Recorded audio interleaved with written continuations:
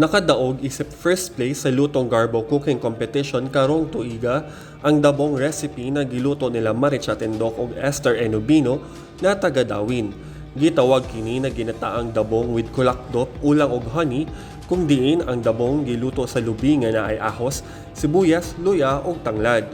Pagkataod-taod gisagulan pa ni og kulakdop, ulang, lubay sa kabulay, pako, siling espada o gitemplahan og honey para pampalasa. Original recipe gud to namo, then among ipakita gud ang ang giluto dito nga natural, organic gud ang among ipasigarbo ato tanan. Nang hinaot si Tendok na daghan pa ang maengganyog luto og mga masustansyang kalanunon para sa himsog na kalawasan.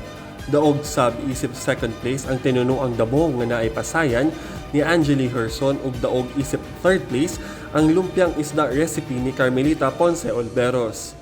Usa ang lutong garbo sa mga kalihukan kada Buglasan Festival sa Negros Oriental. Ya kanira bagod sila namang nang luto, mga local chef ni sila sa ilang mga kalungsuran.